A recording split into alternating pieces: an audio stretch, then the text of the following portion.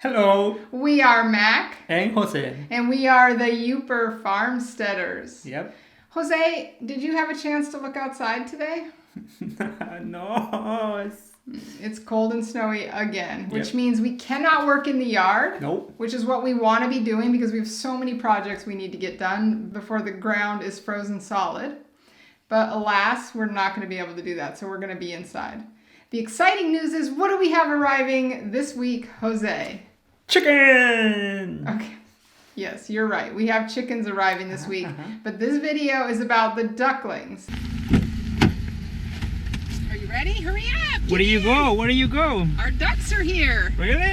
No chickens? We have chickens, but we're not going to talk about them today. Oh, please stay. Jose is way more excited about the chickens than the ducks. But I actually love raising ducks. I love duck eggs. They're great for baking. So you're just going to have to get excited about ducks too, Jose. Okay. You think you can do that? Let's go talk. All right, so today we're going to show you our brooder as we build it. And we're going to talk about some of the specific needs of ducks because chicks are actually quite a bit easier, in my opinion, than raising ducklings. The reason is ducklings are so messy. No. You know why? Uh-huh. Because they love their water. They will play in the water, they put their bills in the water, and they shake their bills. They put it right into the bedding.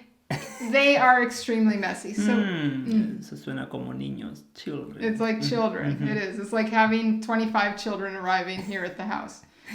Here we go. So when you're building your duck brooder, you just have to do some special considerations to keep the water from making a mess of the brooder. And I guarantee the ducks will do that. So we're going to show you as we build the brooder how we're keeping the water away from the bedding. Okay. All right? It's very simple. The one thing I do have to clean daily with the ducks is this drip pan that we use underneath their waterers. This gets really disgusting, and these birds aren't even big yet.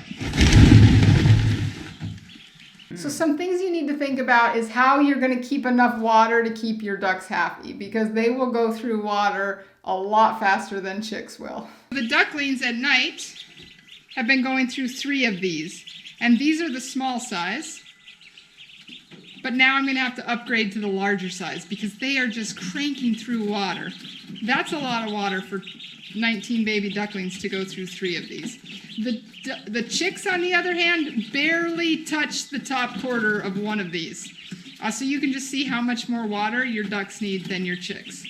Your little ducks will need a 5-quart waterer like this after maybe 2 weeks. They're going to start needing bigger waterers like this. Now, a lot of people think ducks need like a pond or something they can swim in, but your ducklings, when they arrive, will not be ready to have water they can swim in. They will freeze and drown very quickly because they don't have the proper oils yet until they're about 4 weeks old to be in the water. So you don't want water that your ducks can get into, but you do want enough water so they can get their bills all the way under the water. Then the feed. Okay. Generally with ducks, you can start them on a chick starter, the same as you would your chicks. I prefer to use an organic feed if I can find it. Now, what I like is a feeder that's very similar to these.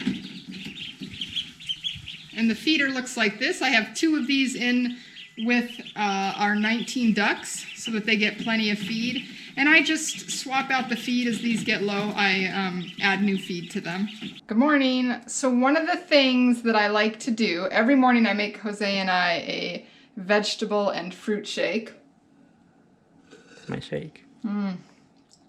It's delicious. I like to leave out the scraps and maybe some of the extra greens to cut up for the little baby ducks and chicks, because it's really good to get them started on greens. If they were out with their mom, they'd be eating grass and leaves and nuts or seeds or whatever they could find on the ground. So I like to get them started as early as possible eating fresh fruits and greens. So the next thing to consider is the amount of space that you need for your ducks.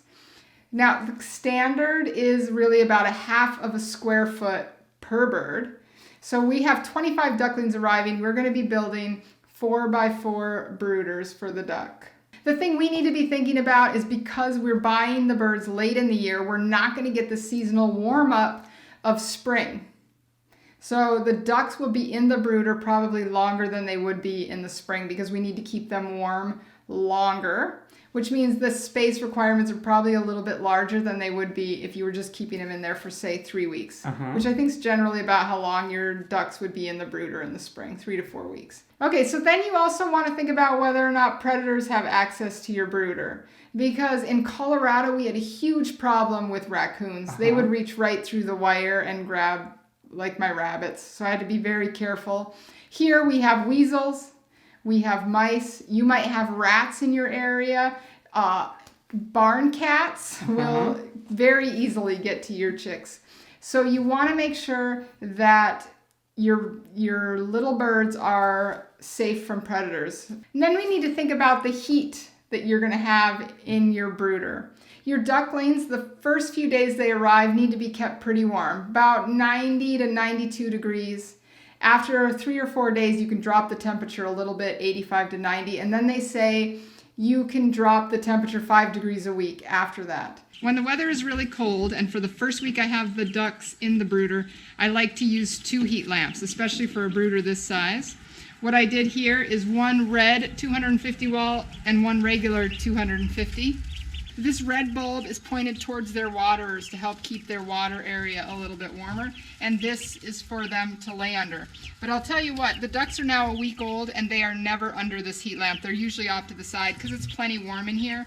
So I can probably cut back to just 1 heat lamp at this point. One of the things though, if you pay attention to your birds, you're going to know if they're too hot or too cold, whether or not they're clumped under the heat lamp or if they're spread out everywhere. They're really going to tell you if they're too warm or too cold. And you really want to be thinking about what happens if the power goes out. How are you going to keep those birds warm? And I'll tell you right now, we're going to be living with a lot of birds if the power goes out here while they're here, because they're going to have to come inside closer to a heat source. Pew, pew, pew, pew. Okay. Jose's apparently going to be cuddled. He's going to be mama bird. Oh. You're going to be mama duckling. Okay. One of the big considerations with ducks is how often you're going to be cleaning the brooder. So we've had the ducks now for about a week, and I have not yet cleaned their brooder because they've been so small. But now they're starting to get to a size where I'm going to have to start cleaning their brooder probably pretty regularly. What I'm going to do is basically scrape just the top layer of bedding off and add a fresh little layer of bedding.